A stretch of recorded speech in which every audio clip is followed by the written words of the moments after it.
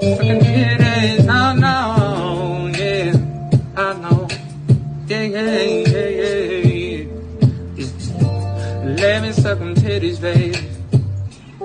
No, yeah. Let me suck them titties, baby. Let me suck them titties, baby.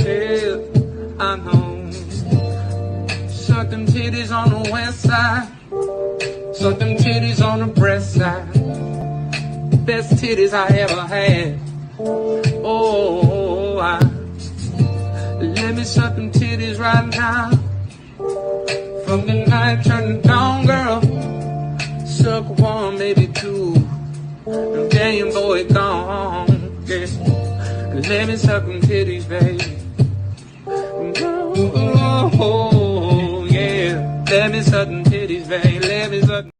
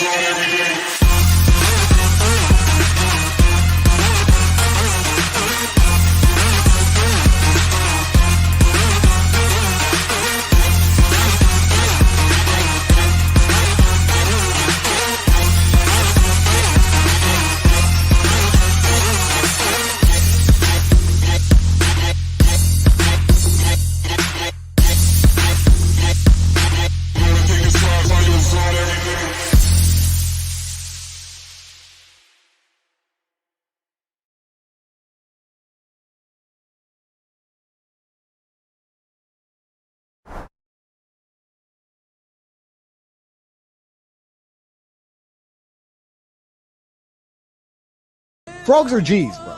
I've never seen a frog give a fuck, ever. Frogs are G's. He's on the lily pad. Say. Eats the flies. Everyone No. Flies come to him. He doesn't hunt flies. The gay ones do. Just chilling. Fly, boom, done. Where the gal them? They come, make new frogs. Safe, lily pad, chilling. Big boss, Cicero, Godfather. He's sitting there chilling. A frog is the ultimate masculine role model. He's just sitting there just running his business. Nah, cause this nigga think he tough. I don't give a fuck, bitch. I don't give a fuck, man. None of that pussy ass, nigga. Jumping ass, nigga. You feeling froggy, huh? You feeling froggy, huh? Whole ass. Say something else. Say something else about my baby mama back here. Right, wife. Life good. Wife fight back. Kill wife. Wife gone. Think about wife. Regret. So do you consider yourself a high-value woman?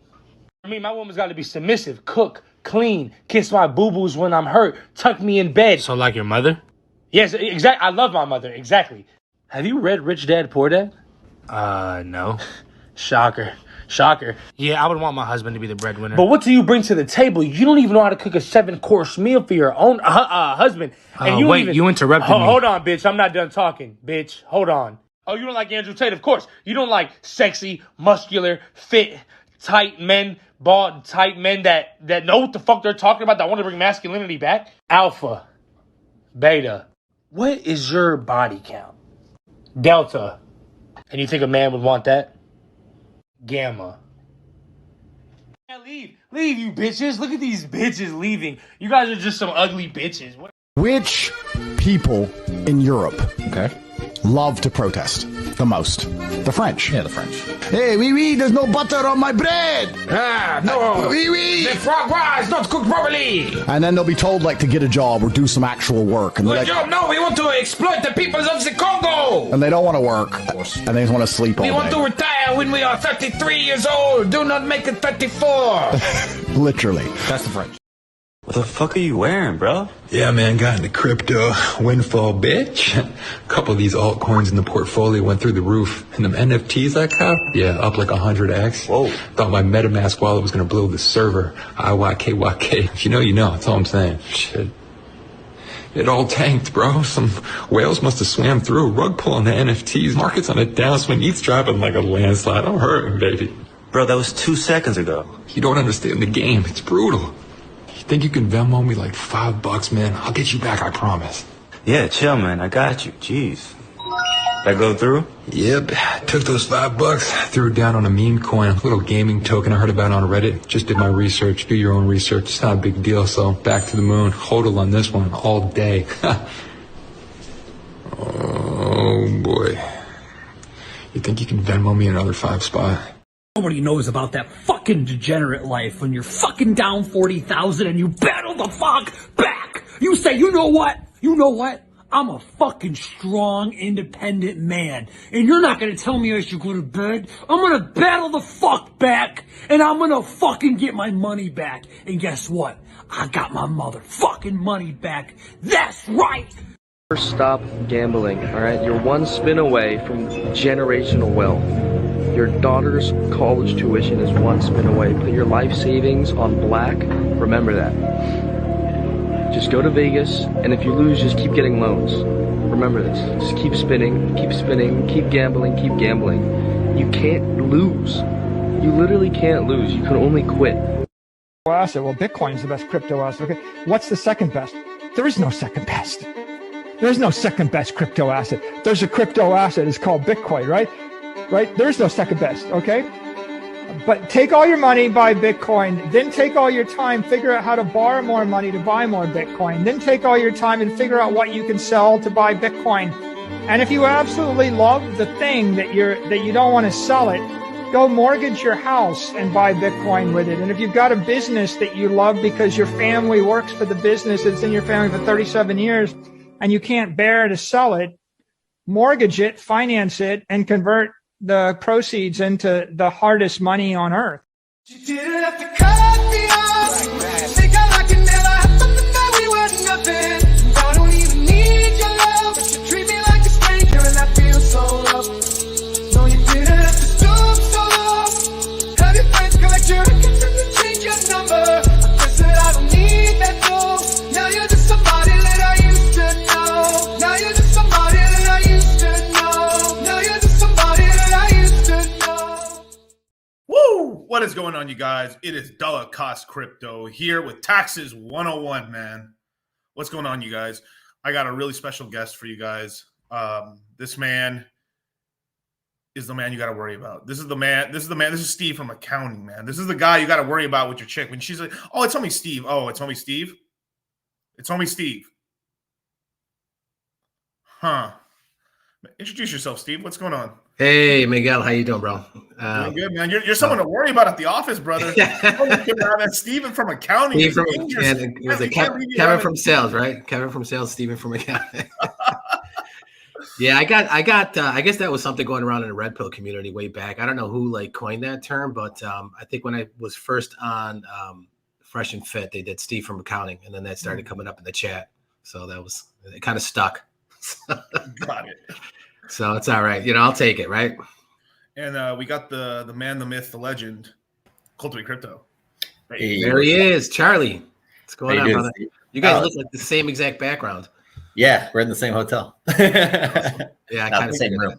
Yeah. Donovan was saying on the stream, and actually, I think he said this before the stream. I know you guys. I know exactly how much you guys are paying. That's an expensive ass rooms. Where are you guys staying in Brickell? Yeah, Brickell. Yeah. Oh, nice. Okay. Thanks, Steve, for doxing me. No, you're Well, I figured you guys were somewhere near Fresh and Fit, though. Hey, you got to go for the what do you call it? The financial capital, Miami, right? Absolutely. So, Steve, let's get on this. So, obviously, there's like two things, right? Death and taxes, right? Yep. Thomas has a really great question.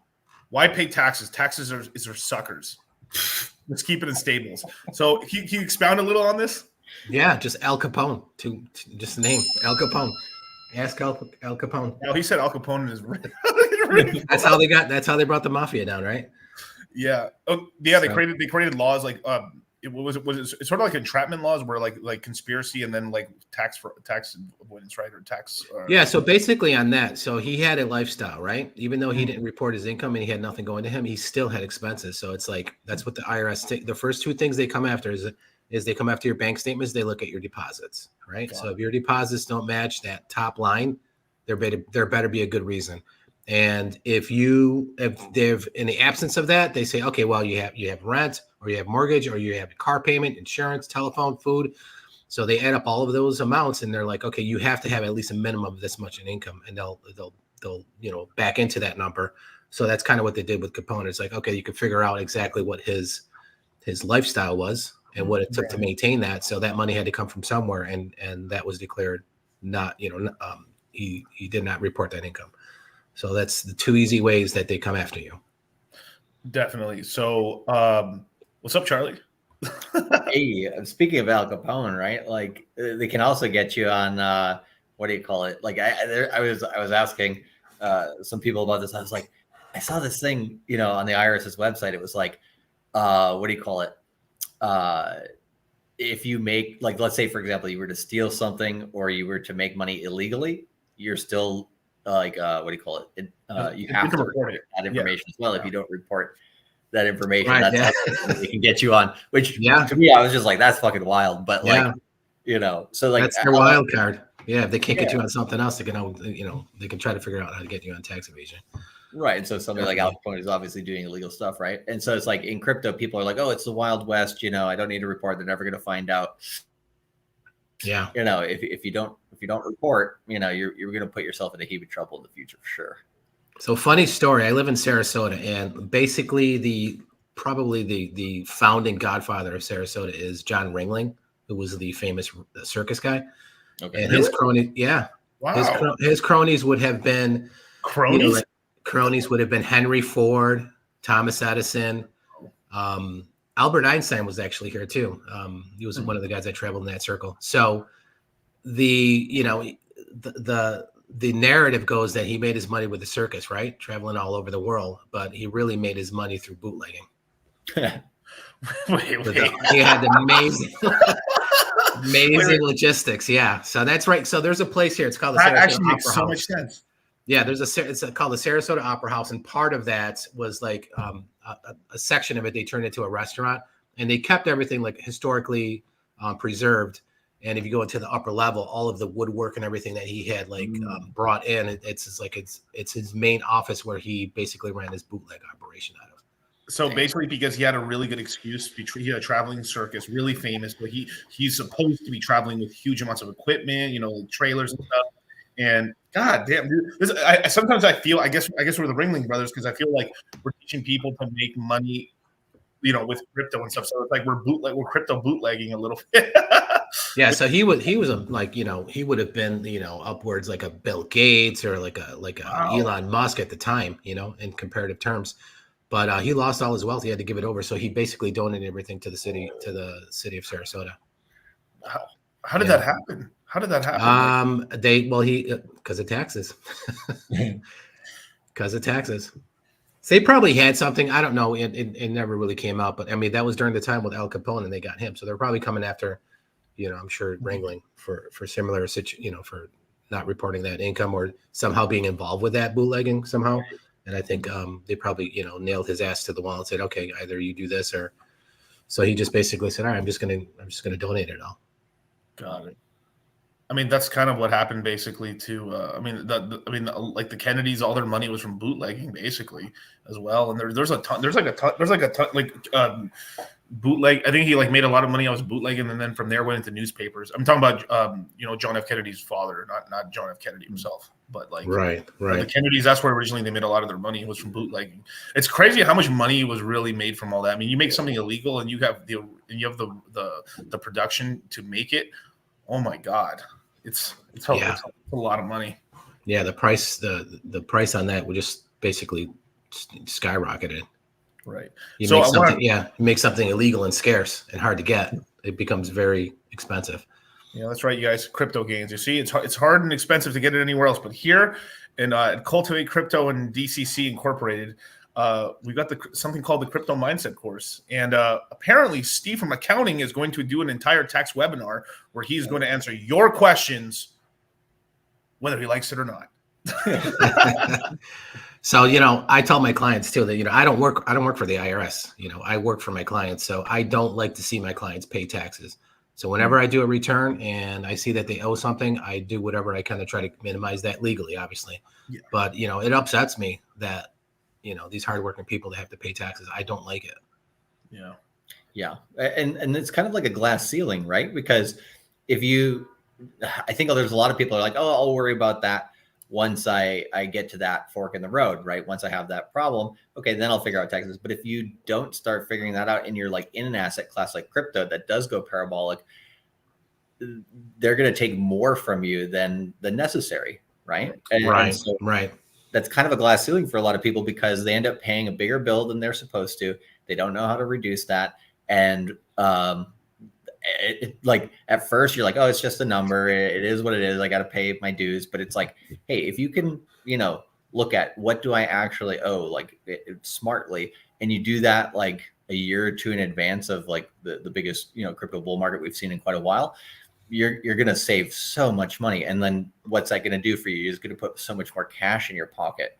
So like, that's why I think, the information that you give is absolutely invaluable because I literally know you and one other person who are tax accountants that actually understand crypto. Like, oh, wow. Okay. So hard to find those people. Really? Okay. Yeah. Because a lot of tax guys just suck at doing tax. That's another thing too. It's like your profession is taxes and you're bad at it. Yeah. Yeah. There's a lot of people and they're scared of crypto. A lot of tax professionals just don't even want to talk about this subject because they're like, I don't understand it. And NFTs, I heard are, used to launder money or some shit, so. And I got into it because I was just fascinated and interested by it. And the more I learned about it, the more and more I just kept, going down the rabbit hole and just, I'm fascinated by it, and people, I enjoy it more than taxes. And you can make a lot more money doing it too as well. So can you give people a little bit of your background in terms of like how you got started in taxes and then maybe how you came to crypto a little bit as well? Sure. So basically I started in upstate New York. I worked for KPMG for about 5 years. I hated it because I was in auditing. And then they did rotate me into the tax department. And then I had a headhunter who was actually, I did not intend to live in Sarasota, but he was actually stationed in Sarasota and reached out to me when he got a hold of my resume and said, I told him I wanted to be on the West Coast of Florida. So I had two small kids at the time. And this is in the early 2000s. And so I came down and he set up interviews all over the west side of Florida, Tampa, Clearwater, St. Pete, Bradenton, Sarasota, Fort Myers, all the way down to Naples. And I spent 2 weeks down here. And basically the epicenter of all of those interviews was Sarasota. And of course he was here too as well. And when I came down, I just saw, the growth potential. And then the actual first firm I actually interviewed with was located here in Sarasota, and they made me an offer like immediately. So I stood with them for a couple of years, and then I noticed that the growth rate was like exponential. It was like growing crazy. This is like 2003, 2004. Everything was going nuts right before, the bubble burst. And specifically Sarasota was just destined to be that high end area that was like relatively undeveloped, and it was kind of like still had a lot of charm to it. So a lot of people would come down here and just fall in love with it. So a lot of businesses came with that. And then the partners that I worked for at the firm, they kind of wanted me to work on their clients. And I was kind of doing a lot of business development and meeting a lot of new people in my age and bringing in a lot of new clients, and they didn't want to bring them in. So I got a couple of really big clients, and then enough to say, okay, I'm just going to hang my own shingle. So after 3 years, I did that, and I went into practice for myself. So So then, it's I do a lot of small business, high net worth individuals, a lot of real estate developers, people involved with real estate and so forth. So it's just kind of that market here. And so then I think I had I can't remember where I kind of came in contact with you guys. I think Charlie was on the Tokyo, right? You had a show, the Tokyo show. Yeah. And I used to watch that. And then I just got fascinated with it. I said, I need to learn about this. Right. So then I got in your course. I think this was back in like 2020. And then I after that course, I learned a lot, but I realized I didn't know anything still. So then I went back in for the second course, and then I think I took 4 courses with you guys. And then I started, obviously doing the teaching, the tax portion of it for a few of your courses as well. So, so I was fascinated with the technology and how fast it was growing and the potential to make money in it and where the future is headed with, finance and, just everything that comes with it. So, to me, it's just fascinating. Yeah, it's kind of crazy, because you when we first found out about you, you took the courses before, we didn't even know you were working with Fresh and Fit, because you guys were, you did taxes for the, for Myron and Fresh. And none of it, we didn't even know that and stuff. We just kind of knew you as Steve in the course and stuff. And after a while, eventually, I think what was it called? Myron just mentioned it or something. That he's like, oh yeah. Like Steve was like, wait, what? So it's funny because my ex-wife used to call me. She's like, I think you work for the mafia, because I don't talk about clients that I work on, even if the people know each other, unless they ask me and say, hey, I heard. But I worked with Myron even before he started Fresh and Fit. Really? Yeah, wow. I worked with him. Yeah, even before he started with Fresh and Fit, and then I worked with him and getting structured and getting everything ready. And when he bought all of his equipment, got the apartment, he was sending me the videos and all that stuff, all before all that. Yeah. So I never, I don't talk too much about that stuff because I'm just kind of quiet, and I just that's the nature of the business that I'm in, because it's my job to keep quiet because people are giving me their information about their personal financial information. So I don't share that information with other people. It's important for me to keep that privacy. So kind of like being a doctor, I guess sort of. But and we when we worked with Myron, we also started working with him before he did anything with Fresh and Fit. But even since then, before then and since then, we don't say anything about people that we work with either, the same way, financial information, all that, because people let us know some really important information. But it's crazy when those people start sharing that information themselves publicly, right? I know you've been on the show many times, and last night when we were on the show, he's like, hey, here's my crypto portfolio. And me, Fresh was like, Fresh was just like, don't tell me. But hey, it's cool to see when people are like, hey, these people have really helped me out in that sense. So it's kind of crazy how it all came together, right? It's all these things where it's just like we were kind of in the same space and kind of revolving, and then it's a lot of fun too, though, and it's a lot of great people in the community, that stick together, they're loyal, and I guess and are true to each other. So I enjoy that.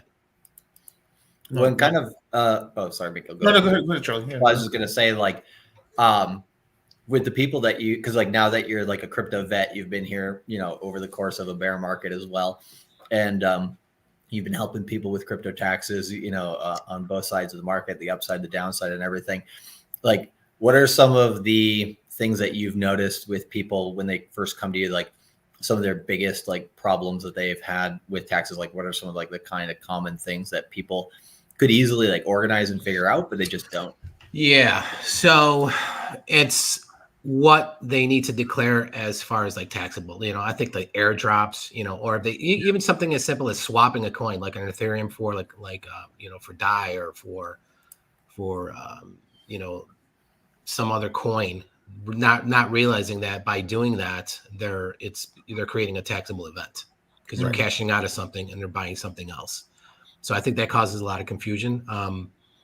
And then the airdrops, of course, like if they don't claim them, what do you do? And then my take is, if you have a wallet that you don't have access to and you haven't done anything, don't need to do anything until you convert that to something else, and you claim it. But if it's just sitting there, you're not doing anything, then it's not really a taxable event, because a lot of the airdrops you get, you don't ask for them, right? Yeah, that's right. Yeah, and sometimes you don't even know about it actually, because it's kind of sometimes you don't know. I mean, I haven't I guess there's so many airdrops now. Like for instance, Solana, right? I got to go you have to buy some program to get to farm actually like airdrops. That's actually a thing now. Like it's crazy. There's just so much stuff happening in crypto. It's just like, unless you have these like tools like that, or you have, like Coinly, that's something that's going to, track the wallets and stuff like that. Yeah. Like it's almost impossible to know like, okay, like where am I at? And even then, like still, because crypto is such an early technology, you still don't capture 100% of everything. So it's like, report to the best of your ability, really. But I think a lot of people get overwhelmed by that, and so they get scared and they don't think about it, they just run away. And so like the basic literacy on taxes in crypto is zilch. People just really like, because people are like, oh, nobody's going to care about this for now. And then like 5 years later, oh shit, I became, multimillionaire or decamillionaire or whatever. Oh shit, now it's a problem. And then that's when they're going to take a huge fucking bite out of your ass. Right. Yeah. My concern with the current state is that, when I run into a lot of people that just don't understand crypto at all, and they're just taking, I don't even know what it is. What is it? And it's like, I get that like over and over and over again. I ask people like, oh, crypto, like, what is it? Like, isn't it a scam? I get that a lot, because of all this bad press that we've gotten with these bad actors in the space. So I think that's something that hopefully we can, in the future, have better people, representing crypto. Right. And we don't have these crazy stories like, SBF and with FTX and Celsius and, all these other, bad actors coming out there and just, being the face of crypto, and then all these rug pulls and scams and everything like that. So I think there's a definite need for education, and, and it's good that you guys are representing that and, out there, like, being in the forefront. There's not a lot of good education out there at all. Mm-hmm. And like actual, if any, right. Yeah. Actually, because it's like, they don't really know what they're talking about. They can explain what a blockchain is, but they don't understand the speculation and sort of like how you have to put like the lens you have to look at it towards in order to kind of really figure it out. And two, it's just kind of funny. And then a lot of people follow these kind of VC light. They're almost like, I would say like paid actors for some of the VCs. It's just kind of like there's like these Twitter personalities and some of these YouTube guys that a lot of VCs, they throw them a couple heads up on some coins, and then from there, they get a pretty big following and everything like that, but they really don't know what they're doing. And on top of that too, a lot of these guys who think they're really smart in the space, they fell hook, line, and sinker for someone like Sam Bankman-Fried, which like me and Charlie were like, I don't trust this guy from the jump, just because all the like we heard about all the shady shit he was doing. So it was like trust half of what you see and less of what you heard, but you see someone do like a really evil action a couple times, that should let you know, because in secret we saw him doing some pretty like messed up things. I mean, he was promising people he's not going to dump the tokens, and as soon as he gets them, he dumps them right away and lies to them still that he's not going to dump more, than he dumps more. And then he did this to multiple projects where he got token allocations and he just destroyed their prices because it's fuck it, I don't care. And then of course he was on him and his whole crew, little cronies were all on fucking drugs and methamphetamine. Right. craziness. Well, Steve, like if somebody was kind of, let's say, caught up on that or whatever, they had their money in FTX or, you know, Alameda or whatever, let's say they had, or Celsius, right? They had like a problem with an exchange and it went down and they lost that money. Like, how many years can they take advantage of any tax write-offs with that? And like, how would they actually use that to their benefit for future crypto gains when they, you know, figure out the market and make sure that, you know, DeFi is the way that they need to hold their assets so they might not happen to them again. But like, how does that work? So with crypto in the trading, you're going to have capital gains and capital losses. So you could basically claim that as a capital loss. So I think there's going to be a payout. Basically, they're probably going to get what, maybe somewhere in the neighborhood of 25 cents to the dollar of what they put in, if they're lucky. So they'll have a 75% loss on whatever position they take. So if they have gains, let's say they have gains this year, right, in 2024, which hopefully that's kind of what we're banking on, right? we already got some stuff. Yeah, right. There's already been some runs. Yeah. So, but anyway, so if they have gains, then they could take that and offset it against up to the extent of those gains, and then only $3,000 additional. So it could take it past $3,000. So let's say you have no gains and you have that loss.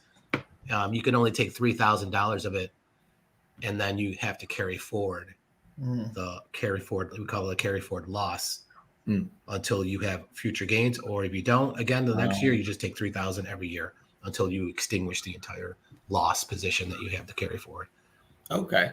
I think somebody in the chat, Space Bank, said, what if you sent it to the wrong address? Is it kind of the same thing? Like, yeah, it's like losing it. Yeah. It's like, hey, you know, I was going down the road and I had a certified check. The guy died and I can't get it again. And, you know, it fell in the water and I don't have it. Yeah. So. Gotcha. Boating accident. You know, it's basically losing. Yeah. Right.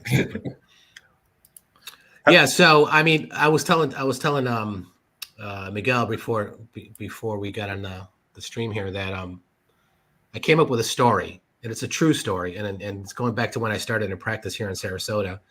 And I was, you know, coming up with ideas to, you know, develop business and get new clients. And one of the things I certified myself into becoming a tax resolution specialist.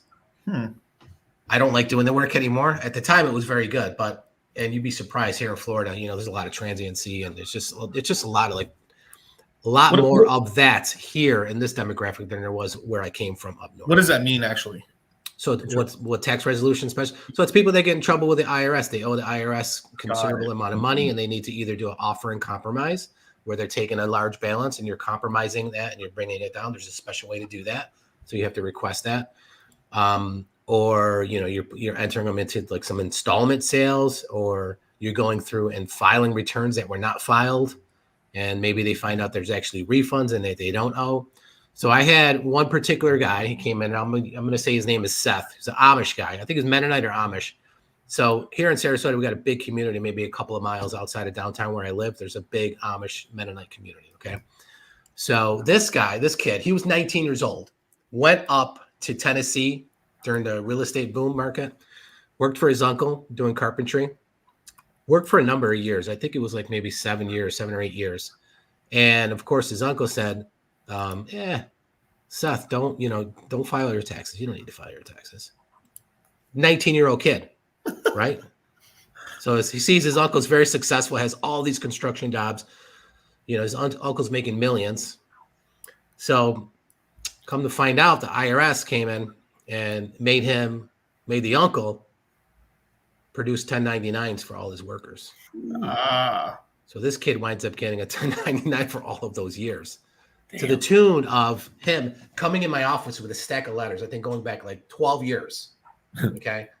For every single year he got a letter from the IRS. He had not filed his taxes. So the problem with not filing your taxes is you toll the statute of limitations. It never starts ticking. Okay. So let's say I file my taxes. I don't have the money to pay. I owe 10 grand. I don't pay it. The IRS is going to call me, you know, report it on my credit, do whatever. Right. So the IRS has 10 years from the time I file and assess that tax to collect on that tax. After 10 years, they have no more power to collect it. They have to write it off, and they lose their ability to collect it, right? Well, if you don't file your taxes, then that event never happens. So he told the statute of limitations up until the present day. So I went and I'm like, okay. So we went through, we had to file these returns, but in order to get, we filed. So we just this has been going on since 2013. So we just basically, so I filed everything for him. And I think most of them, basically, because he didn't have the money, it was almost $200,000 that he came out owing. Damn. We tried to compromise it, but now he was making enough money. And he got to the point where 10 years later, he was 19 when it all happened. Now he's close to 30. And now he's married.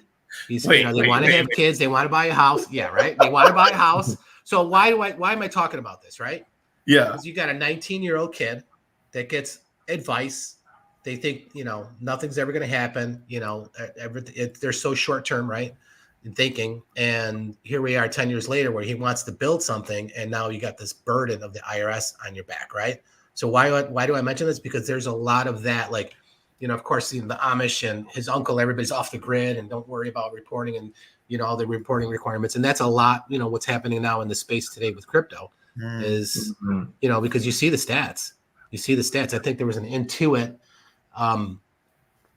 poll they did. I think the data was 16% of people in the United States are involved with crypto in some way, right? Have digital assets, have interacted with some type of digital assets in some way, shape, or form, right? Where they're supposed to report that on their tax return. But only I think it was 2.5% of people did. Right. Yeah. So there's a huge underreporting, right? Yeah. So it's good, we talked about that. And I talked about this. I think I don't know, we were on the show together on Fresh Fit. We talked about it in the course, Operation Hidden Treasure. Now, where is that today? Right. So what the IRS most recently has done is they have hired outsourced like chain analysis, the company, to actually go on and perform all this chain analysis. They're just collecting data right now. They're collecting data. They see, and they're building these bots where they can see certain trading patterns coming from certain wallets and certain amounts, and they can identify these patterns.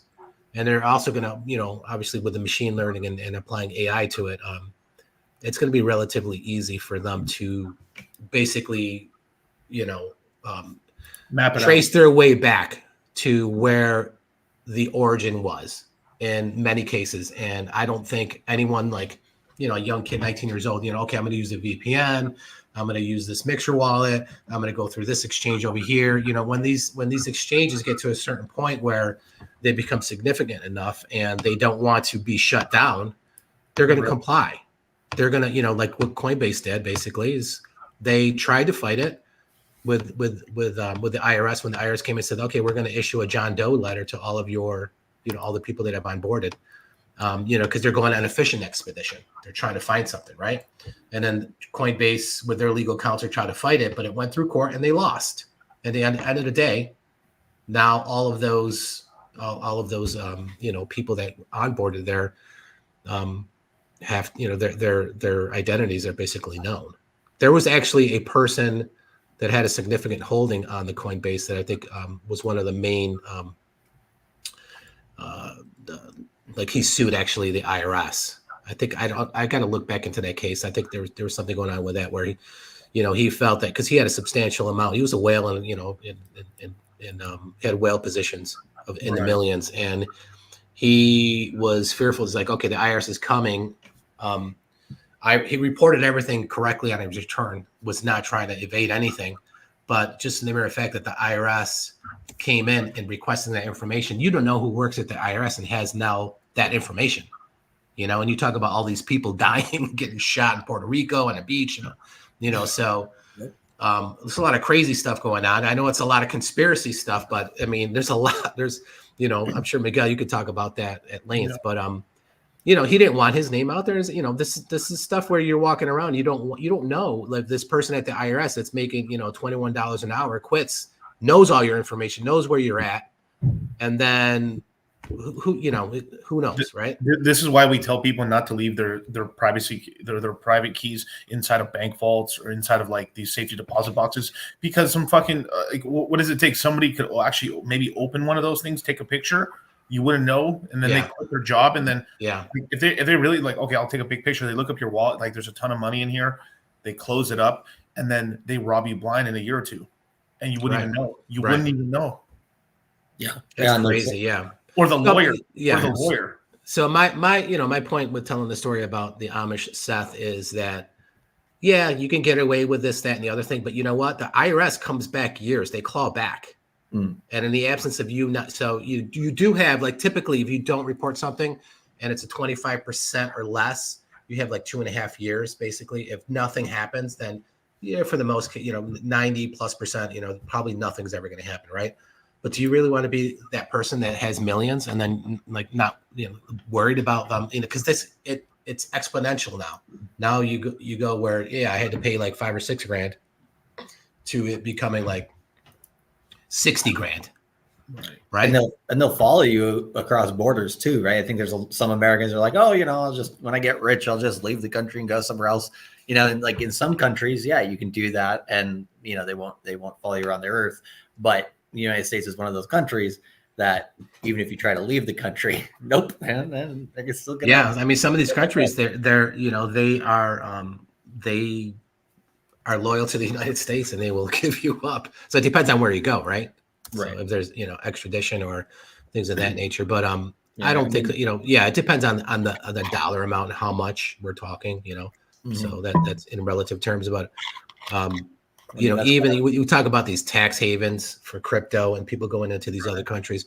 The problem is, like you had mentioned one time, you made a good point. It's like, do you really want to give up your U.S. citizenship? Do you want to be that person in line coming back to your own main motherland, having to go through immigration in the airport, right? Yeah. And then also too, like countries, the rule is that today, but is it going to be that like in a year or two?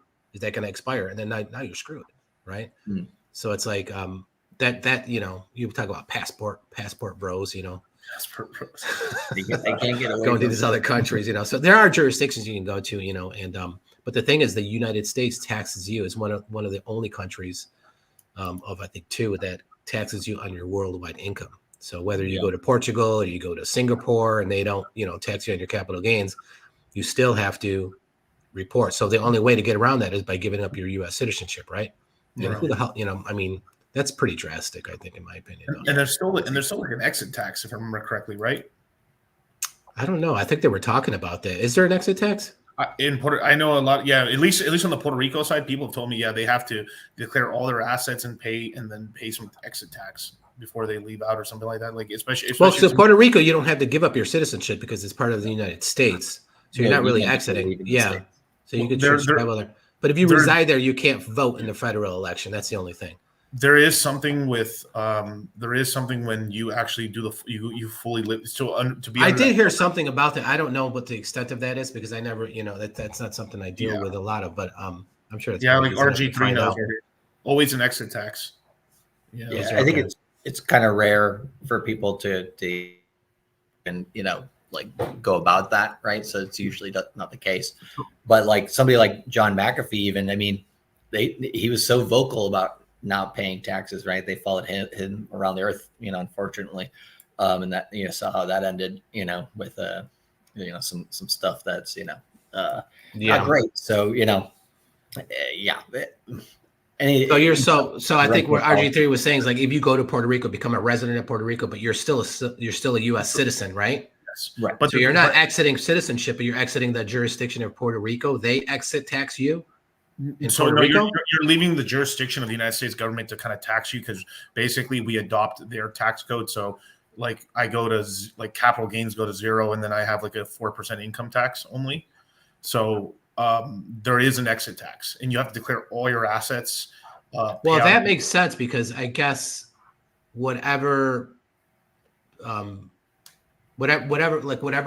assets you have prior to moving to Puerto Rico, are still in the U.S. jurisdiction Yes. to be taxed. So maybe that's what he means by exit tax in that sense. No, Meaning, like, you can't just move everything over there. Like, you have a crypto wallet here, you open it here in exchange, you're living in Florida, whatever, or Nevada, and then you decide to go to Puerto Rico, not give up your citizenship, but become a resident full time, live there 5-6 months out of the year, and you're still those transactions you did prior to that date of becoming a resident are going to be subject to the mainland U.S. taxes. Now, what about Tornado.cash? How can the IRS track all these chains? Not exactly, but I will say this though: if they can link if they know that's your wallet, and then they saw you send it to there, and I was like, why did you do that? Now you got to answer a question. Yep. But this is if they're going to investigate you for something. I mean, it's got to be. This is already like a really crazy situation, but most people aren't. They're not using brand. Like, it's just. I mean, people are going to end up at some point. You're going to want to use your money, and then you're going to send money to a wallet, and then you that's where, like, why was this Tornado.cash wallet or mixer sending coins to your wallet? Yeah, that's so on-chain analysis. Can you tell that the specific address? So if you could tell you send something to Tornado Cash wallet, correct? Yes. There's an address, right? And then it came from, right? So then now they're going after. They have the trial, right? The Tornado Cash developers, right? So they go after them. Is this a protocol that can, so basically what happens is at the end result of where you move it to and move it from, let's say you MetaMask. Can MetaMask flag these on chain? Yeah, maybe they can. Maybe they can blacklist these, and all of a sudden now your money's tied up, right? Do you want to take that risk? Right. Well, it's kind of like the one analogy I like to use is the Facebook timeline. Back in the day when you first started Facebook, I was in college at the time.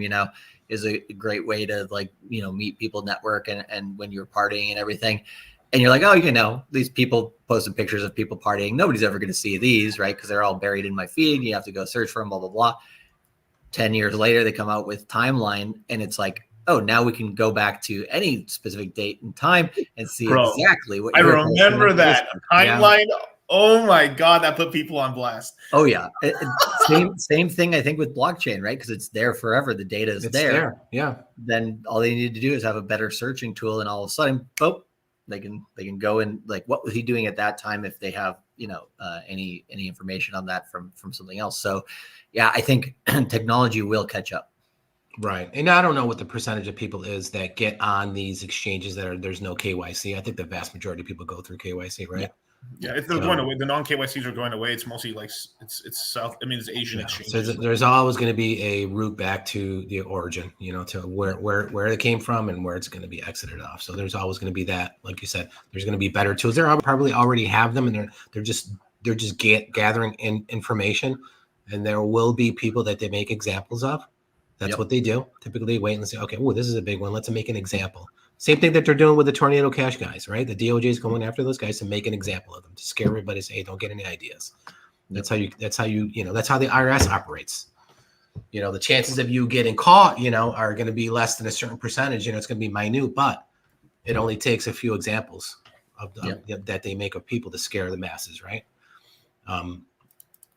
So I'm just going to leave it on that point. But, it's best to hey, I want to sleep at night. You can make a lot of money in this industry. You could develop some tax strategies to minimize your tax burden as much as possible and comply. Not have to worry about, these authorities coming after you. Right. Yeah. So in the course, you guys, when we have the tax webinar, we're going to, he's going to give you some kind of like points in terms of like, these are good practices to use in terms of like how to set yourself up. You'll be able to contact him, but he may not. I don't know. It's up to you. Obviously, how much clients you could take on, or like who you can help out and stuff. But if you have specific questions, he'll be able to help you out in the course and stuff. Yeah. But obviously, like coming up on tax season, right? It's coming right around the corner. Oh yeah. I mean, they just opened it up yesterday for the personal filing, so we just released a lot. But it's like tax season now doesn't even start in January. It really starts in February. It's been like that for the past few years, unfortunately. So now we're squeezing in more work in a shorter period of time, which sucks for us, but it's okay. We'll just deal with it. Right.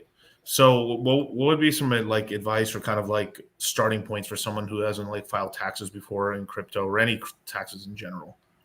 You know, definitely. I mean, I think Charlie, you just mentioned like you haven't met too many CPAs with crypto advice. So I think the first thing to do is, you know, there's a lot of resources out there too as well. But you know, I mean, you could join my community too. I have a very inexpensive Patreon that we talk about crypto. We talk about taxes. We talk about, you know, I'll be going through there and you know, teaching people how to, you know, get like Coin Ledger and some of these programs and what pitfalls, you know, to look for to make sure that they're, you know, because if you've got transactions on one side and you don't have the other side, you know, you could inadvertently, you know, taking a loss or reporting a gain that is not accurate. So sometimes you have to do some looking in there and manual entry. So you have to tweak it because it's not perfect yet, right? Especially if you're interacting with different chains, different wallets, different exchanges. You have multiple wallets. It could be most CPA companies and most, you know, they're not going to have staff unless they have some young kids that know what they're doing.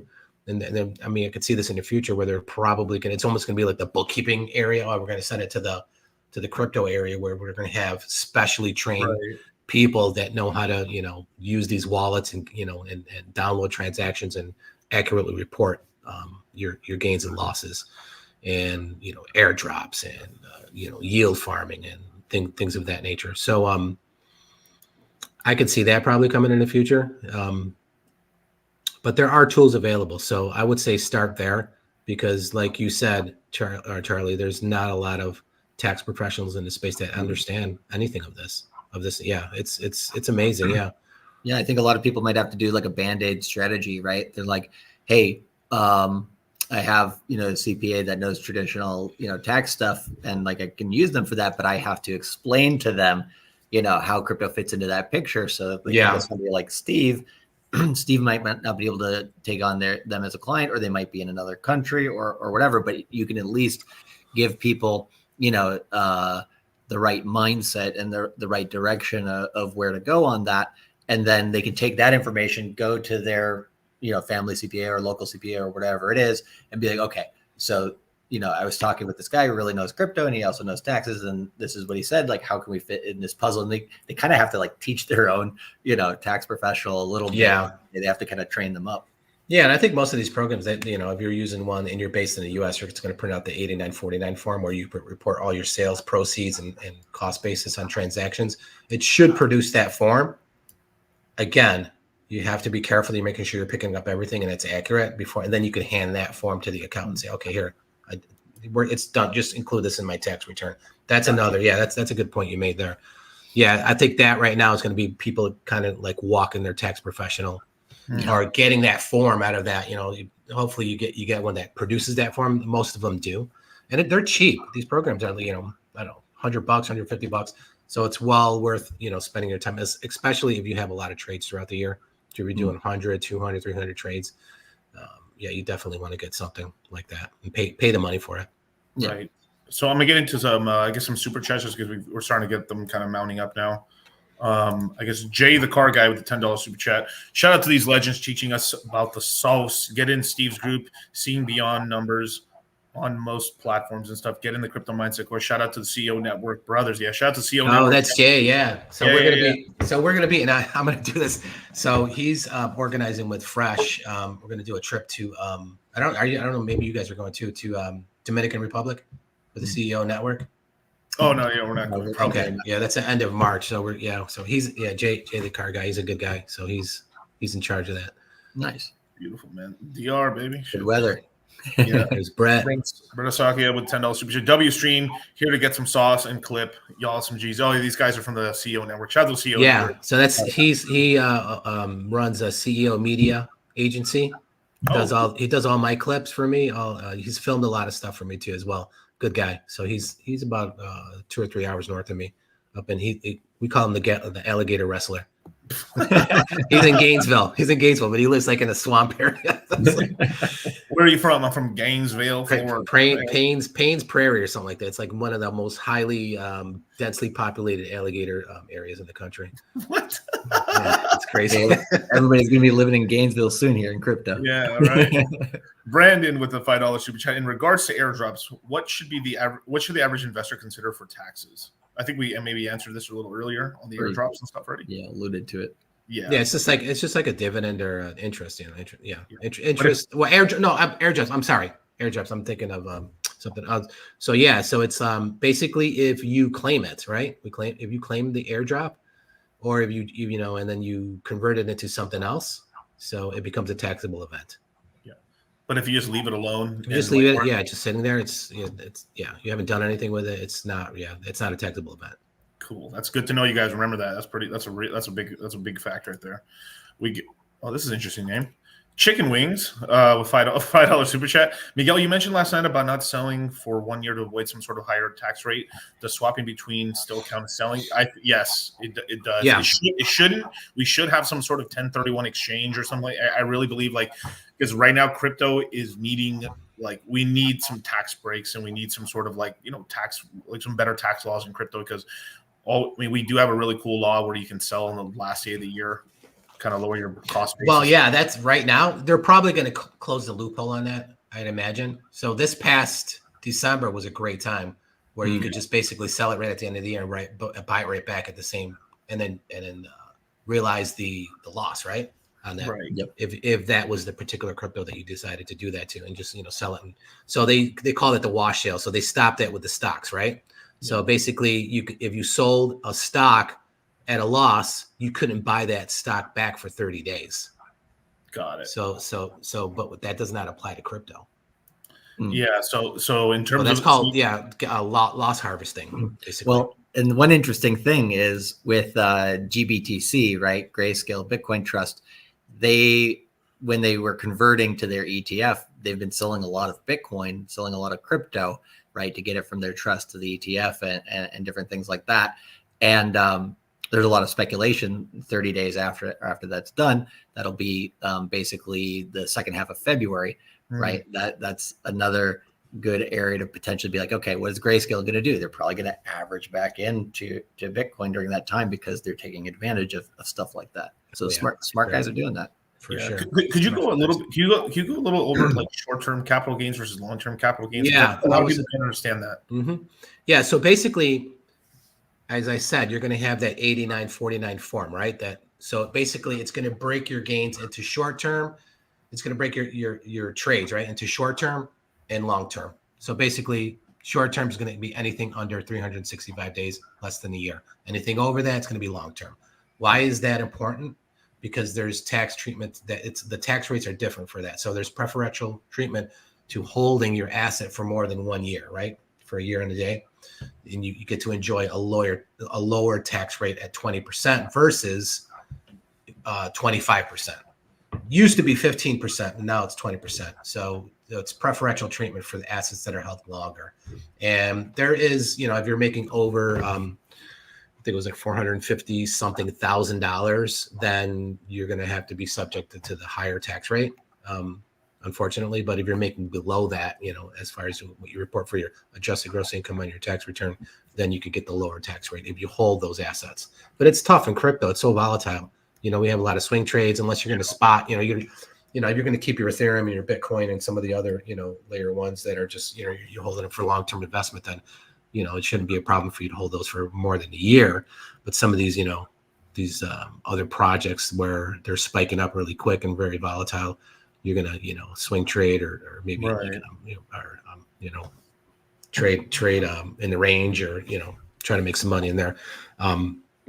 It's tough. I take the position if you have an opportunity to make a ton of money, don't worry about the 5% tax savings. Make the money, right? Yeah. So we got Trump Rocks with $5 super chat. If you're going to take advice from Angry Twinkie, you might as well take advice from a talking rock. Take the CMC course. It's like a Trump rock, but better. All right, I'll give you that one, brother. That's funny. Hey, the guy's clever. Shout out to Angry Twinkie. I think he just started a YouTube channel, so shout out to him. Hell yeah. Yeah. We got 4 Out Aliens with the 555 Quattro Cinco. Great stream, gentlemen. Coming in late, just wanted to know what's the best way to set up an appointment with Steve. So, I guess you guys have put in my chat the I guess you could DM me at on my Instagram at seeing beyond the numbers. I have your so if you guys look in the description box, I have Steve's actual link tree there with all his socials and stuff right there. So perfect. That's even better. Yeah, right through there is the best way. It's almost like we stream for a living, almost. You know. Perfect. Excellent. There you go. And then Ken Rose with $2, man. Hey, thank you, man. So, yeah, Charlie, I wanted to see. I mean, this is. I mean, even though like some people may know this, but other people don't. Like, it is. This is why like so many people have benefited from taking the course is because it doesn't matter what you do, from just like you just got a regular job to you're a tax attorney to you're literally a lawyer, a doctor. It doesn't matter. Like, and anyone who takes it ends up benefiting them because they know a little bit more about a certain space, and it also can help you kind of suss out charlatans. Basically, like once you've taken this course, once you've taken the crypto mindset course, your bullshit meter is like incredible. I mean, it's just incredible. Like I sometimes hear some YouTubers and my fucking eyes are rolling. I swear I could hear my fucking eyeballs rolling in my head. A lot of people don't know what they're talking about, and then when you watch people who like do this for a living or live streamers on top of that, this is the reason Fresh and Fit. We were talking on Fresh and Fit last night about this. Is that most of these guys are doing kind of pre-recorded videos, you know, like we were, I think Fresh asked us, but we were talking about competition in the space and stuff like that. And I said, what competition? There is no second best, right? during the bear, like whatever competition you had, these guys it was all pre-recorded bullshit. So their courses were all pre-recorded bullshit. You got one live webinar. And after that, it was all pretty much fluff. And on top of that, from course to course, they were using the same pre-recorded content for a year or two, which information gets very, very stale. What we did was all our content, all our teaching stuff was all live and in person. So things every quarter it changes on the fly because the industry moves on the fly. Yeah. Substantially and stuff. And then this is why we got the most up-to-date information. Some things in crypto are evergreen, some things don't change, you know, like human emotion, sort of things like that. Some of the charts and stuff that doesn't really change, but they're on-chain data. I mean, the news, fundamentals on a crypto can change like overnight. I mean, for one minute we thought there's a proposal on Atom, and we thought, fuck yeah, it's about to be deflationary, or the inflation's about to slow down. And no, infinite. The same, right? Well, I'm kind of curious to hear Steve's opinion on this since he's taken multiple courses and everything. So, you know, we got you up to speed on crypto right at the beginning. And then once you kind of felt like you got up to speed, like what for you, like what were some of like kind of your tangible benefits that you've experienced through the course, from being a student? You know, so basically if somebody tries to shill a project to me or, you know, puts it in a chat, I know based on like, I can do the fundamental analysis. I can do to a certain extent, look at the chart and kind of, you know, kind of make sense of it. Right. You know, I can kind of read the chart and kind of see what's going on with it. But at least researching a project, looking at it. I like the thing that, you know, Miguel always talks about, you know, got the four sections, you know, I'm not going to give the sauce there, but yes, that right there. Yeah. So anyway, I could kind of look at it from that perspective and not go into something just to ape in and just like, just because I heard somebody talk about, this coin is ripping, even though now in today's market, like some of the stuff that's just, it makes no sense because we're at that point right now where it's just like a total degen and you have all these meme coins, you know, and it's like, okay, one of these is going to pop off, right? If you put some money into 10 of them, you know, maybe 1 out of 10 or 1 out of 15 or something like that. So we're at a crazy point. I think that's probably going to simmer down to a certain point, you know, and then we're going to get back to more, you know, fundamental analysis of, you know, use case on whatever token is being issued and whatever project, you know, and who's behind it, the founders and the community, right? Things of that nature. Yeah. Well, that information never leaves you, right? That's the great thing is we've taught you a skill that you can then use for the rest of your life at this growing industry. Is fucking awesome. Right. And then just understanding when people are talking, like understanding what they're talking, the jargon, you know, it's like, okay. Right. So it's when I first came into that course, I was like, what the hell? It's like listening to a different language, you know? So it takes a few weeks. Actually, it took me a few months just to get up to speed on everything. And then, like you said, there's just like you really need to stream a lot, and I have done that since then. And I still don't know a lot. There's still a ton of stuff out there that I don't know. So, because like you said, the market, they're just coming out with new stuff every day. Everything's just it's at light speed. New projects and new announcements on projects that are going on, and it's just so hard to keep up, on top of everything. We have like Solana and all the different things that are going on there. We have Pulse Chain, all the different things that are going on there. We have Ethereum, we have Polkadot, and then all these other even Coinbase has a bunch of stuff going on now. So like you really have to stream a lot almost every day. And I do I'll be doing my work and I'll be listening to, certain streamers that I like, they're talking about stuff. So, you guys obviously, two channels that I listen to on a regular basis. So, cause there's just a lot of good information out there. So, that you guys provide, but it's limited. Like you said, you got to be careful. You got to kind of pick and choose who you like. Yeah. And they're not trying to front load and shill some project, that they're involved with on the back end. And all of a sudden they talk about it, kind of make a comment about it. And then all of a sudden they get other followers to throw some money in there, and then all of a sudden it spikes up, and then they're already dumping on the back end, So you gotta be careful with that. And that's a lot of them too. Like this is why we spend so much time trying to teach guys in the course I would say the culture a little bit. I do memes and Pepes and I do all this stuff, and we do jokes and stuff. But the reason we do that is so people kind of get a little bit of what the crypto culture is. It's a lot of it's a lot of ironic. It's very ironic, or kind of taking the piss out of shit. That's the meme culture of crypto, and by understanding it's almost like you're right, in certain parts of the market fundamentals kind of go out the window, and it's more of I'm more of a fundamental psychologist or a human. I've had to, as time emotions. I've had to actually grow that side where I'm more like a red pill therapist or a red pill psychologist basically, and I've had to look the market in that way. So I've kind of it's sort of right now we're in a part of suspend disbelief. So fundamentals are kind of out the way. Fundamentals are only used. Fundamentals are really good to catch projects early on, and then during I would say maybe the early part of the price discovery, and then from there it goes into charting very heavily from the medium to high end, and then from the disbelief phase, which is the blow off top, it goes full human emotion. So this is why we spend so much time on the fundamentals and the technical analysis, is because we can catch the whole spectrum of the price. But then the last little part is when it goes full human emotion, and it's a lot of more information.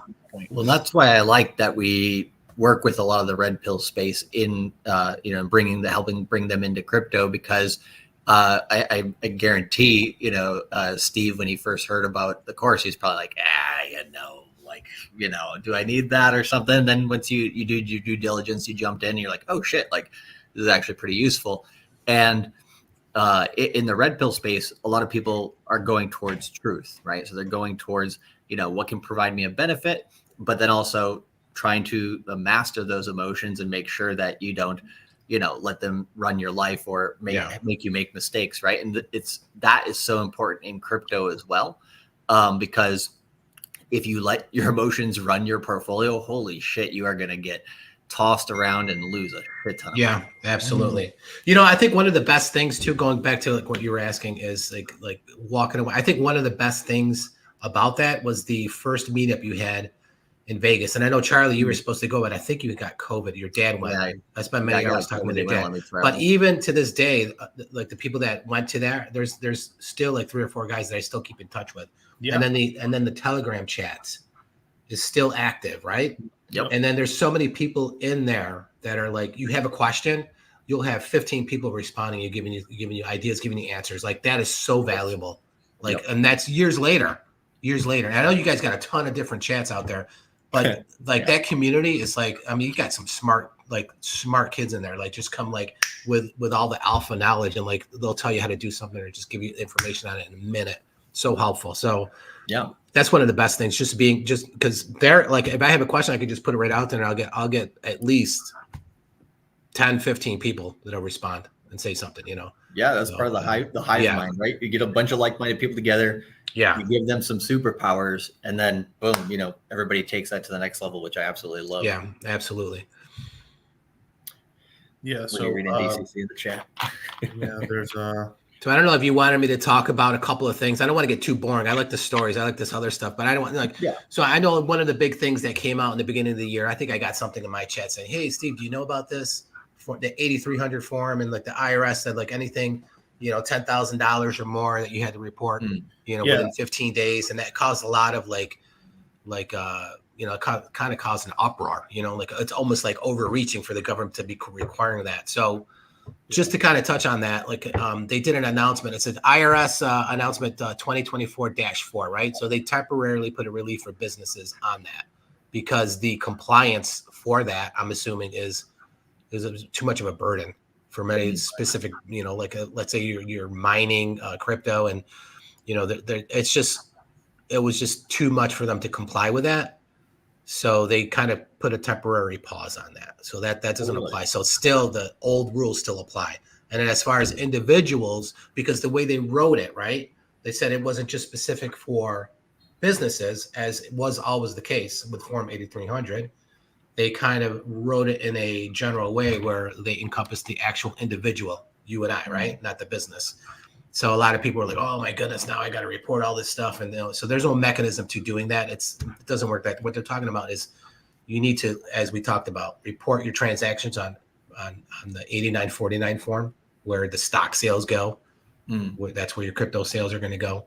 Where you download your coin ledger or whatever program that you choose, and you should be fine. So that was, Steve. Yeah. Go ahead. The chat really wants to know. This is like one of the most. They do. I do. Do strippers file taxes? They want to know. The chat just can't stop. Yes, talking. they do. They're very compliant. Very compliant. They do. First-hand experience. Yeah. Oh, really? Okay. That's funny. So that was just something I want to throw out there, right? So that's Form 8300, and that doesn't really apply to individuals like that. There's really no mechanism where you have to go and fill that out. So that's passed, but it's kind of like temporary stop. That means they could just take. Yeah. I don't see that. Well, maybe if we get a new IRS commissioner coming in, and they're in line with the current administration, and they want to pull a lot of these overarching regulations off the table. Right. It's a possibility. Typically, there tends to be always more regulation rather than rolling back regulation, right? So we could probably expect that to go forward more at some future date, right? Yeah, and I think DCC Hexagon American in there had put that question in the chat for the super chat. He was unable to put it in the super chat that he put. Right. So Hexagon American $10 super chat. Read my message in the chat. Now the other point of confusion is because it applies to brokers, right? So $10,000 or more for brokers as far as them reporting their transactions to the Internal Revenue Service.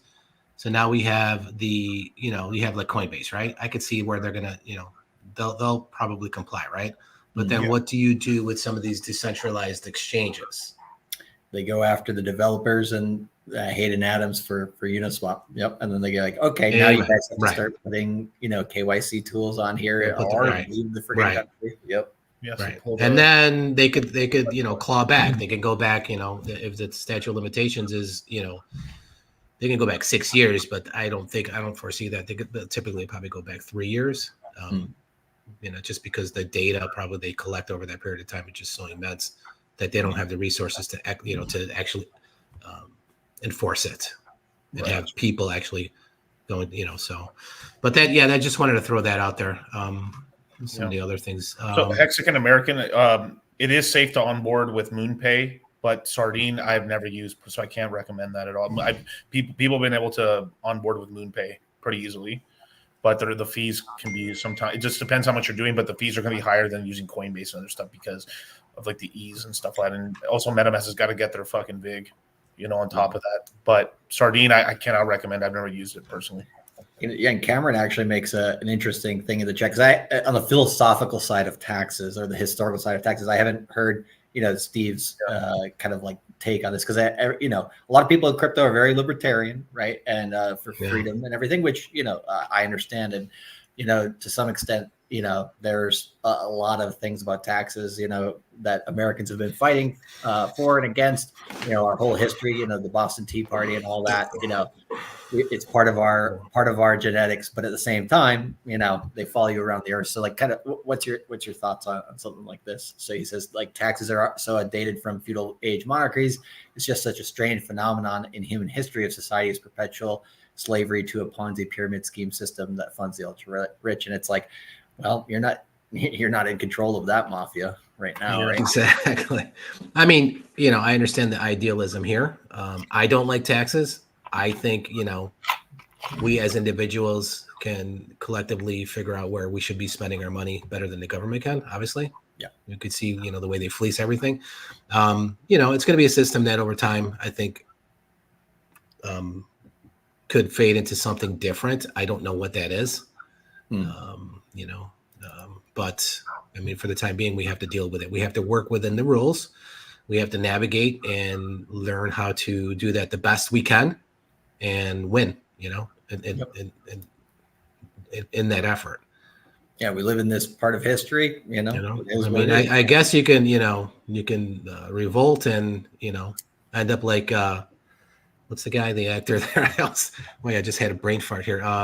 Wesley Snipes, right? Wesley Snipes. Oh, right. He just got out of jail not too long ago.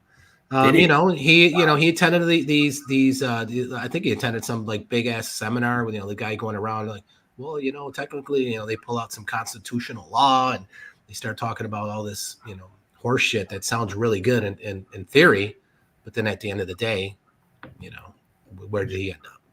Damn. How many years did he go away for? I think it was like 7. Damn. Holy shit. It was a while, yeah. It's crazy. Yeah, he don't want to lose. Yeah. I mean, the Joker's scared of the IRS. I mean, they put Blade in jail. Like, goddamn, dude. Like, this is Blade. That was a great movie. No, that was a great movie. Yeah, but it's fucking scary, man. Like Wesley Snipes Blade in jail, handcuffs, the vampire. Yeah, who would have thought that, right? Damn. The Joker's like rushing to he's rushing to the bank vault to fucking pay the IRS because he ain't trying to mess with those villains. But yeah, let me catch up on a couple super chats because some people something too. So Shaka Vibes, $10 super chat. So with Hex, that you have a couple years staked in, the stake comes due. Do you claim it? Does that start the clock over to day one for capital gains treatment? So, okay, you're talking about staked Hex, and then you have like you have a certain amount of time to like claim it, right? I think he's asking, accounting function. Oh, yeah. So go ahead. Yeah. So I think he's talking about maybe good. I think good accounting, or I think he's talking about a stake that's longer than a year, and he claims it, and it should be long term capital gains. I'm guessing. Well, that definitely is a long term, capital gain treatment, right? Definitely. But Yeah, if so you leave it, but if you leave it in good accounting, it's not yet. You defer it a little bit, right? Right. Yeah, you have a period of time in which I don't know the specifics. I knew at one time I was pretty good at, but now it's been so long since I think kind of like we've all kind of like just been sitting back the past year, right? Watching everything just go down, 90+%, and just kind of sitting there. Okay, whatever. Like I'm gonna go, play tennis or play basketball or something right now. Not worry about it. That's all you can do, right? Yeah. But we're back. We're back. What's your prediction, Charlie? Are you okay? Which time frame and which asset? I'll give you. Okay, so first half of 2024 for crypto in general. Yeah. So right now, what we're looking at is we just recently had a cycle low on Bitcoin. We had a 5-wave increase from September 11th to January 11th, going into the ETF approval. So we're basically in a correction right now. So just a pause in the bull market. Mm-hmm. And what tends to happen as we get closer to the halving is these pauses become shorter and shorter. So what you want to do is you want to take advantage of each of these dips massively. So right now we just had that dip to 38K, maybe 39K. We can go maybe down to 35K, 34K at lowest. But there's a lot of people who are like, oh, we're going to go down to 33K, 32K, 30K, something like that. And I'm just like, I don't really see that happening. Is it possible? Sure. So kind of the 2 points in the cycles that are, I would say, weakest would be the end of February into mid-March. So that's why we're putting the crypto mindset course here between February 9th to the 23rd, because we're preparing everybody for that opportunity so that by the time that opportunity is there, people can take full advantage of it, right? So that's one thing. Then me and Miguel have been talking about when they start lowering interest rates. We're thinking this happens actually around the halving or just post halving. The halving should be around April, May 1st, right? April 31st, I think, in May 1st. Yeah. So it's the first day is the 31st, and then the actual day they come out with the actual the conclusion of what they're going to do is on the 1st of May. Right, and so that'll be right after the halving. We often get a post-halving dip whenever interest rates decreasing. Usually get a quick pullback from that, and then basically we go into a good bull market from there. So the second half of this year is where we start going towards new all-time highs, and we start running. So literally time is ticking, and we don't have too much time left to be buying assets now. With something like so why we care about Bitcoin if we're buying stuff like Pulse and Ethereum and other stuff, because it controls the flow of the market. So what that I think is going to do with Pulse Chain now is we finally came back up above sacrifice prices. Pulse Chain's trying to pump above its most recent local high right now. And so what I think that momentum for Bitcoin does is it creates this kind of range that we see in the altcoins over the next couple of months where we're making higher lows. And they might be, slightly higher lows for some coins. They might be significantly higher lows for other coins, depending on where they're at in their process of growth. But generally speaking, by the time we get to about June, July of this year, you will probably be in new all-time highs for something like Pulse Chain. And the lows that we saw back in, the last quarter of last year, Q4, we're not getting those again. The ones we're getting in Q1, we won't get those opportunities again later in the year. And then by the time we get to June, July, like all the lows are in and all the best opportunities are gone. And so that's why we're really stressing to people like there's no better time than the present. You had about the last 2 years to, take a nice leisurely stroll and accumulate your crypto while you're going out there and, playing tennis and basketball and having a good time. Now, this is where the market starts getting serious and starts ramping up, and the news cycle gets pretty intense from here. So your speculation is there going to be a 25 basis point decrease? 25 to 50 basis point. I think they're probably gonna do a 50 just to like here it comes, and then do 25s from there because Jerome Powell's already said that by 2026 he wants to have the Federal Reserve. He wants to have the interest rate for the Federal Reserve down to 2.9%. So. Yeah, so right now we're at 5.5. So we're basically doing a 45% reduction in 2 years. So basically right now you can get a 30-year mortgage for like 8%, 7% if you've got really good credit. And that means we're probably looking at the high 3s to low 3s with good or bad credit and stuff. Maybe I guess maybe 4 is a bad credit, but 3.9, 3.7 is going to be probably the average for a 30-year mortgage. Yeah, and then I think this is the big year where a lot of people are going to be getting the notices for, because a lot of my clients that took out the economic disaster impact loans that were fixed for 30 years at 3.75. Those payments are starting all up in this year because it's been a 30-month deferment period. Is like 2024. So it's going to be interesting how that plays out because I don't know. Maybe a lot of people put their money in crypto, so maybe it's just around the time where they put a lot of that money into crypto. You want to know something really interesting that we found out after the fact was because the data wasn't out. So obviously there was all the COVID relief and stuff that ended up happening, but there was these loans they gave out to people, which basically they were like it's free money. Then I think it was a secondary loan. I think the loans you're talking about where people had to pay them back.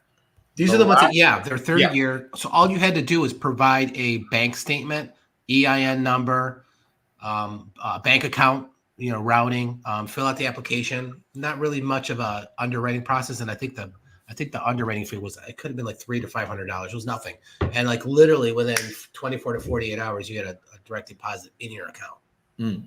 Right now, you don't have to. It got deferred for 30 years, but the interest accrues. Right, So, Right. you know, if you borrow 250, maybe now it's 300, whatever, you know, whatever that is, right? Jesus Christ. Yeah. But people probably went to the casino and played, you know, maybe bought real estate with it. No, we didn't do anything. No, nothing happened at all. So it's going to be interesting how, like, nobody's really talking about that, but it's going to be interesting because now that's like a mortgage payment that somebody's going to pay, right? So watch this right here. Do you know when the last checks went out for that? November, like literally like the November of 2021. Yeah. The exact crypto top. Yeah. The exact crypto top right there. Holy But the thing is that data didn't really come out until like a little bit late. Like we started hearing about that around early January. And then from there we had the Federal Reserve do the interest rate increases at that point. And then we started acting from there. Like I think they did like close to 4 billion in those loans, in those 4 billion in those loans. Sheesh. I remember the Los Angeles Lakers took a small business loan, and it was just like one of those things where it's like you had corporations starting to take advantage of this stuff. And it's just like, well, yeah, it's such a cheap rate, right? Yeah. Didn't the Lakers try to do something like that and they had to give them money back? Yeah, that's what it is. Yeah. Interesting. So it's gonna be interesting to see how that plays out. But definitely. There's a couple. One of the guys in the super chats was like, "You might get canceled for this," but right, Flynn Rider. Look at him trying to get us in trouble. They said the income tax was temporary. Is it 1776 time yet? Okay, Thomas Jefferson. Right. Mr. Moonman West says, "Can you file LIFO in 2024?" Or yeah, you can change the methods. Yeah, from year to year, whatever's more advantageous for you. Okay. Yeah. And can you explain for people out there what last in, first out, and first in, first out means? So let's say, you know, this would be a good one for dollar cost crypto. So if you're DCAing, right? Yes. So if you DCA in DCA dollar cost average into a crypto. So basically you go in and let's say you're buying it at $1,000 and it spikes up to $2,000. And then you go in and you buy it at $2,000 and it stays around $2,000. And you go at the end of the year and you sell half of it, right? Right. So let's say half of it you bought at 1,000 and half of it you bought at 2,000, right? So it's like, okay, which cost basis are you going to use for the half at the end of the year? So are you going to use the last in, first out, or the first in, first out? So that's basically the first. Are you going to use the first in, meaning like when you were buying it at 1,000 as your cost basis, or are you going to use the last as your cost basis? You get to decide what's more advantageous. That's just one example, right? You could be buying it higher in the beginning of the year, and then it could be lower at the end of the year, right? And it could be the reverse, where you want to use the first in, first out method in that scenario versus the last in. So just to kind of simplify. Yeah. Gotcha. So you get to decide which one you want to use. Nice. And that goes from There's a really funny. This super chat's so hilarious to me. But this is really important, and so I'll say it right now. Otto with the Canadian $7. I'm 19 years old. I made 100,000 in crypto so far. Sheesh, right? Pretty good. Nice. Wondering if and when I should tell my parents I'm born on the 28th. Yeah, you're 28th means you're a money guy. Your money comes. It's not promised, but it comes easier to you. But should you tell your parents? Probably not. Probably not. Just don't be Seth, the Amish carpenter. Right. From Sarasota. Look, I'm telling you right now. Look, because he's 19 years old. Yeah. If I told my parents I made $100,000, they'd be like, "No, I'm gonna put it into this." Like they would be on my fucking ass. Would they really? Oh yeah. Dude. Well, back when you were a kid, but not now. Yeah. Not now. Oh no. My parents buy a house, and I'm just like. I'm not buying at these interest rates. Are you crazy? I had this huge discussion with mom and dad the other day about interest rates. Like I really, because like, I mean, I'm telling you. Well, so if he made $100,000, then he's going to have to report it on his taxes. So somehow you're going to have to find a tax professional outside, and then they're going to want to claim you if you're living in the house, right? So that's going to become a contention. So if you do your own taxes, I'll give you a little word, and you don't want to tell your parents and have them find out. You go do your taxes, do it on your own, but don't claim yourself as a deduction. Let your parents take you as a dependent. Okay. Give them a little birthday gift. Because when they go to file, and if your tax preparer took you as because you could file your own taxes but not claim yourself. Just put yourself, check the box, dependent of another, because you're living with mom and dad, right? Because when they go and file their taxes and they claim you, the IRS will come back saying it's an error. Somebody else used you as a dependent, right?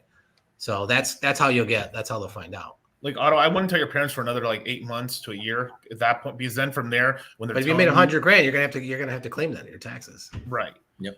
But in terms of just like the whole thing, because it's still really early in the cycle, in the crypto cycle, a year from now, probably smart to tell them, because then from there they're on your ass a little bit, possibly, and then it's around that time you should be taking some profits. Oh, he's right? Canada too, right? That's Canada. Yeah, it's Canadian. Oh, so he's making similar. It's similar. And he's living in New York, so yeah. Yeah, that's a lot of maple syrup, man. That's Just a don't lot give it to of- the, just don't give it to the truckers. Yeah. But you have to, but just be careful with that, because, like, I mean, everyone's parents are different. Your parents are really cool and they put you in a position that's awesome. But some parents are, they're scared for you, and they're like, dude, that's a lot of money. You can go to college. You can, I mean, that's and they'll be like, you need to make these. But we know that what type of that money right now, $100,000 today in a year from now, man, that's $500,000 to $1 million plus, dude. At 19 years old, Jesus, Otto, you better take a crypto mindset course, brother. You got to make sure to secure the bags. Put it all in the Bitcoin. Michael Saylor. Go on. There's no second best. There is no second best. There is no second best crypto course. There's us and everyone else, right? But Otto, congratulations, brother. But like the parents thing is really careful, and you got to be like the thing is because we get these questions all the time in the course is people want to ask a little advice when it comes to family, because some people's families are really pieces of work. Other ones are really wonderful. It really, like, everyone's born with a different set of cards, right? You have some, I mean, I've heard stories of things of, I don't know what to do, Miguel, because I made this money, and now my fucking brothers and my sisters like are on my ass about money and stuff like this. And then like I've sort of become my family's piggy bank now. That one's huge. And it happens a lot more in the immigrant side and stuff like that. If I'm just being honest, like that's what it's happening. It's like, Miguel, I made $400,000, and my sister's like up my butt trying to get me to pay for her fucking like her school and this and all this other stuff. And then I'm the piggy bank now for the family, and it's like, and you feel like an asshole if you don't, and you should help a bit, it's a really tough place, but it happens. I mean, but this is the more money, more problems. This is what happens. Yeah. Especially if you're first generation on top of that, Yeah, that's true. And then you get, people that ask you for loans, Yeah. I would say, like, never give out a loan to a family member expecting that you're going to get it back, to be honest. Like, because good point. A lot of the times you don't. Yeah. Like small gifts, just think of it as like, if it's small amount of money, it's a gift. But a really good idea is, I mean, this is if they're asking for something ridiculous and you can do it. Just like, I'm only going to give you money one time. Right. Is this the time you want it? Like, I'm only going to give you money once. Is this the time? And I'm not talking about like $1,000 or something like small like that, but I'm talking about if they're asking for something like stupidly, $15,000 to start something. So this is the only time I'm ever going to give you money ever. Is this the time you want to blow it on? Are you sure? Yeah. So you better make sure it's a good reason. Yeah. Right. And most of the times they'll say, no, actually, no, never mind. Yeah. Think about it. Yep. Cool. Let's see. But yeah, man, crypto mindset course, you guys. It's magically live right now, isn't it, Charlie? Yep. Yeah, you can go right over to cultivatecrypto.com. Links are in the chat as well as in the description below. Go to cultivatecrypto.com/shop. Jump in there. You got a bunch of ways to pay for it. You can pay by PayPal, you can pay by GPay, you can pay by Apple Pay, you can pay by credit card. If you just add to cart, if you scroll down there in the description, there's a description about how to basically pay by crypto. Could you scroll down to that?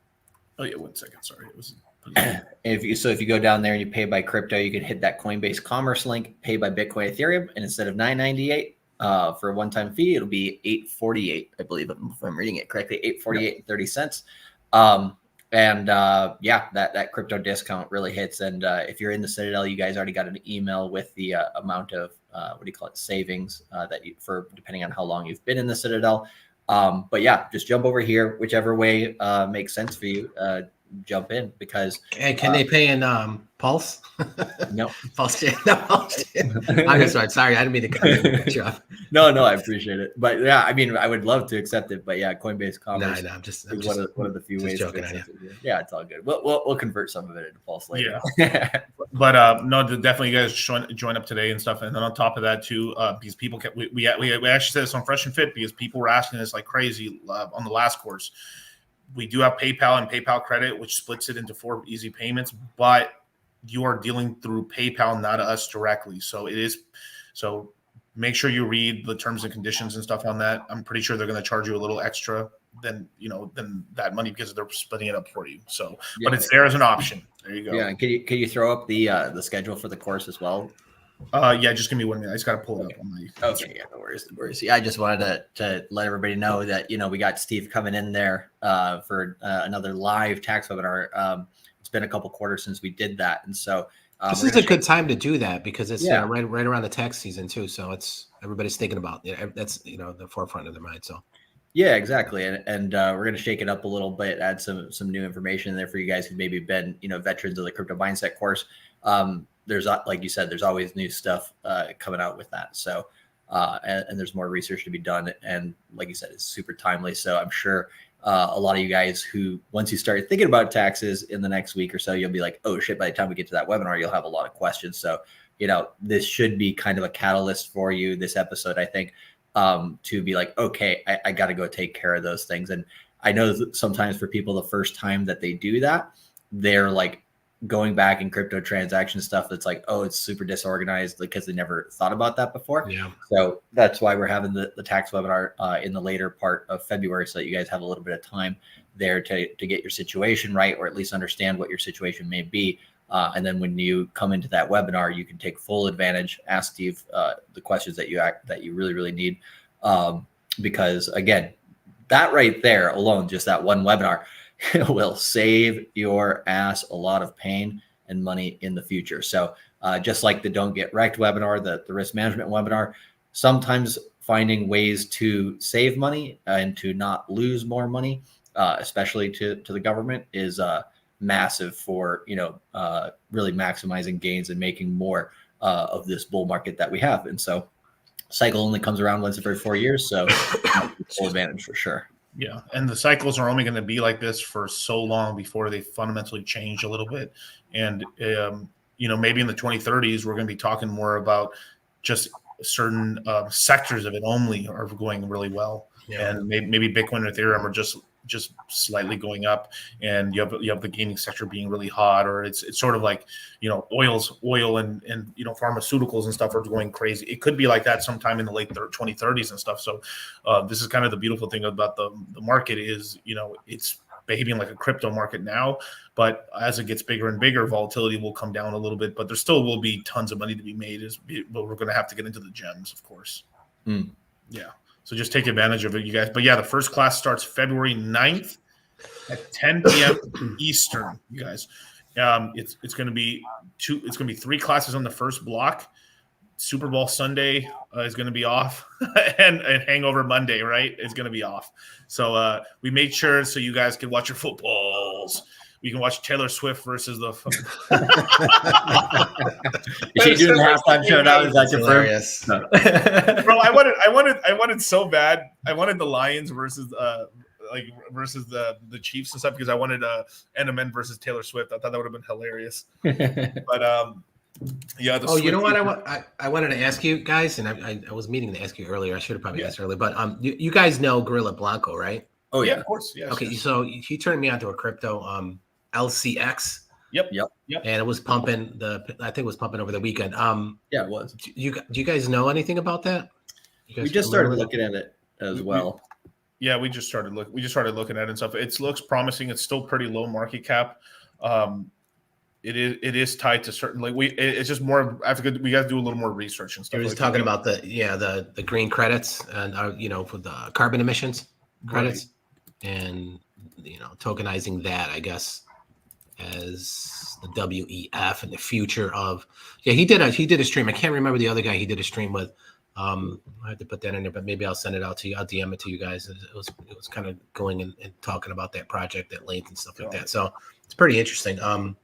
But I thought it was, because you're talking about all these like sectors of the economy and a lot of these, use cases of these particular tokens and stuff like that. So I thought that was a pretty interesting one. Yeah, he had talked about, and he kind of did a pretty good presentation and articulating like what it was. So I thought that was pretty interesting. But yeah, I like that he's getting I love to see when people really get after involved in crypto and they're just like I love this because you could find these little gems here and there, and just be like, oh, nice, So yeah, for sure. Yeah, it was pretty interesting. So anyway, I just thought I'd mention that. I thought maybe you guys knew something about it. So Yeah. So you guys, obviously, what would be the best place for people to contact you? Would it be your Instagram, your Twitter? Because I do have your link tree in the description below. Yeah, the link tree, but the Instagram is probably the best one that I actually will actually DM people back on, and then I'll give them any information, referring them to my link tree, obviously, because I have like a Patreon group. So if anybody wants to start a business, they need tax help or getting structured properly, or they want to buy a real estate property and they need to get some guidance in there as far as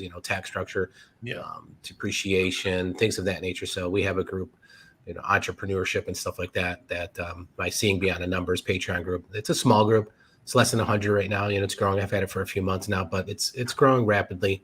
But I like to keep it small because it gives me the ability to interact with my members on a personal level. And, I think once you get a little bit too big, they don't get that value out of it. And then I have some eBooks in there, that are part of that as well. So it's like $44, a month and stuff like that. But we have a community. We'll do some meetups. A lot of guys from the CEO network are in there too. They're very active and stuff like that. So we talk about a lot of stuff. We'll talk about crypto too as well in there, and financing and how to put business plans together and stuff like that for young people that want to get into entrepreneurship. So Steve, I have a really important question for you. Very important. This is the top priority of the entire stream. Okay. We're doing a crypto mindset event sometime in the third quarter. Are you coming to Vegas to come party with me? I was just going to tell you that after tax season, I'll probably make a trip before that. If you're going to be around there, because I'd like to see your studio. I'd like to see you guys, and I know you're there now too, Charlie. How long are you going to be there? You're going to be there for a little while, for a few more years, permanently? No more Japan? Oh no. What my plan is basically is to any given year probably be in Japan max 6 months. So I'll be mainly based out of the States now, and then it just makes more sense for business. And then pop back there from time to time. So yeah, it's fun. So I'll probably but definitely if you're going to do that, because like I said, that was like one of the best experiences I had going there, and a lot of the guys that were in there I still connect with. So this last event we did was even bigger than that first one we did. So it was it was pretty good. The first one we did was maybe like 100 150 people. This it was small, but it was nice. It was really it was really good. Awesome. 3-story mansion, Playboy model for servers, trapezius artists, DJs. I couldn't get a fire person. I tried so hard. They're really anal about you fire. Had enough in there. You had the girl falling from the 3 stories. We had mermaids in the pool. Mermaid, exactly. That was great. That was a lot of fun. So definitely when you do that, you're going to do that in the third quarter of this year. Third quarter. The last event we threw, we were in the 250 range. We had a sold out theater we had watched the Heist of Snakes movie when it came out. I remember now. That was that time of year. Yeah. We did helicopters. We did supercars driving. We did. Awesome. We did a lot of stuff. Secret rock band. We went to an entire private showing for a rock band and stuff and everything like that. We did a rock show, and there's some stuff I can't talk about because I got to protect the innocent. But protecting the innocent, we did some cool stuff with the guys, man. So everyone had a really good blast, and we do these events not to make profit or anything, but just to make sure everyone has a great time and then make connections. And our community just keeps growing and growing. So we're going to have a much bigger event this time around as well. But we have to hop off right now because we're going to be going on with Troy Francis right now in, I would say, about 5 to 10 minutes. So all right, guys. Get in the crypto mindset course. Steve from accounting is going to be there. Just make sure your girlfriend isn't watching. Okay. Appreciate it, guys. With that, man, guys. Thank you so much, you guys. Take care. We'll talk to you guys soon. Perfect. All right. Take care, guys. You didn't have to